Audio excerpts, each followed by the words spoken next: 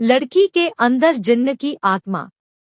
मेरा नाम प्रिया है और मैं पंजाब की रहने वाली हूँ। आज मैं आपको मेरे दोस्त के साथ घटी एक सच्ची घटना के बारे में बताने जा रही हूँ। मेरे दोस्त का नाम दीपक है और हम बचपन से ही बहुत अच्छे दोस्त हैं और हम एक दूसरे से सारी बात शेयर करते हैं। हम जब कॉलेज में पढ़ते थे तब दीपक की सगाई हो गई थी। उसकी मंगेतर का नाम अनु था। दीपक उससे बहुत प्यार करता था और वो दोनों रात भर मोबाइल पर बातें करते रहते थे। एक दिन की बात है, उसने मुझे बताया कि वो उसकी मंगेतर से रात को बात कर रहा था। दीपक ने उसकी मंगेतर को मिलने के लिए बोला तो उसकी मंगेतर बदली हुई आवाज में बोली, तू ज्यादा मत बोल वरना तेरे को वही दफन कर दूंगी। दीपक एक बार तो ये सुनकर चौंक गया, फिर सोचा वो शायद मजाक कर रही होंगी। फिर दीपक भी उसको मजाक में बोला, क्या कर लेगी तू मेरा, चल देखते हैं। तो वो फिर बोली, आज रात देख तेरे साथ क्या होता है। यह कहकर उसने मोबाइल रख दिया। अगली सुबह जब दीपक मुझसे मिला तो वो अपनी कल रात की बातें बताने लगा। उसने मुझे रात को फोन वाली बात बताई और रात में उसके साथ जो हुआ वो भी उसने मुझे बताया। उसने बताया कि रात को 1-2 बजे के आसपास अचानक उसकी नींद खुली और उसके सामने एक काला लंबा आदमी बैठा था। वो बोलने लगा, ले आ गया मैं, अब देख तेरे साथ क्या होता है। उसने दीपक का गला पकड़ लिया। दीपक की सांसें रुकने लगी। दीपक ने उसी वक्त हनुमान चालीसा पढ़ना शुरू कर दिया और वो काला लंबा आदमी दीपक के सामने से गायब हो गया। मुझे उसकी बात सुनकर बड़ा आश्चर्य हुआ कि ऐसे कैसे हो सकता है। उसके अगले दिन दीपक ने फिर अपनी मंगेतर से मोबाइल पर बात की और बोला, कल रात तुम मुझे क्या अनाप शनाप बोल रही थी।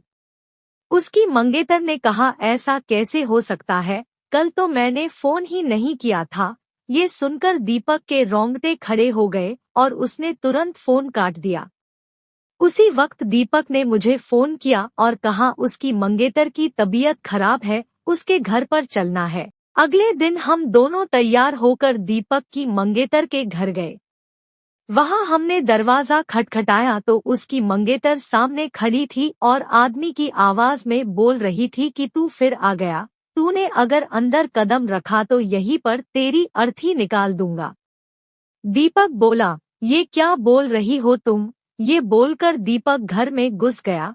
उसकी मंगेतर ने दीवार पर टंगी तस्वीर उतारकर दीपक के सर पर दे मारी। उसके सर से खून बहने लगा। दीपक के ससुर और सालों ने उसकी मंगेतर को पकड़कर बिठाया।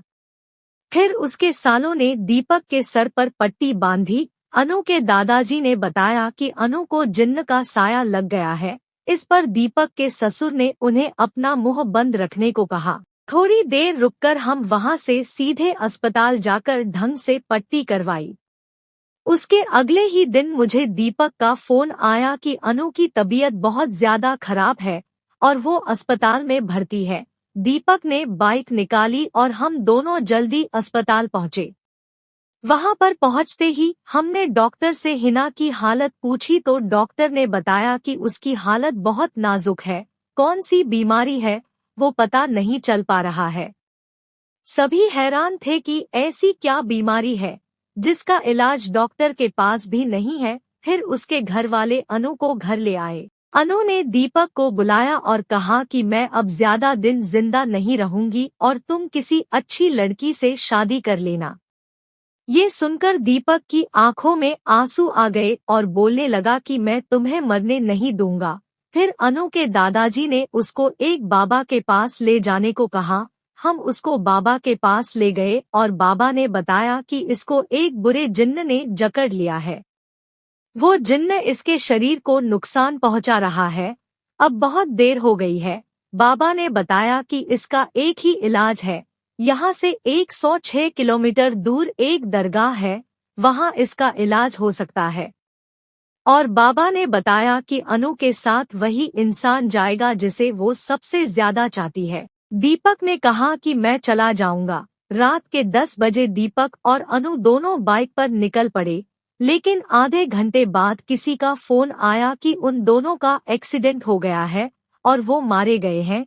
ये सुनकर मेरा रो रोकर बुरा हाल हो गया। मेरा सबसे करीबी दोस्त अब इस दुनिया में नहीं रहा।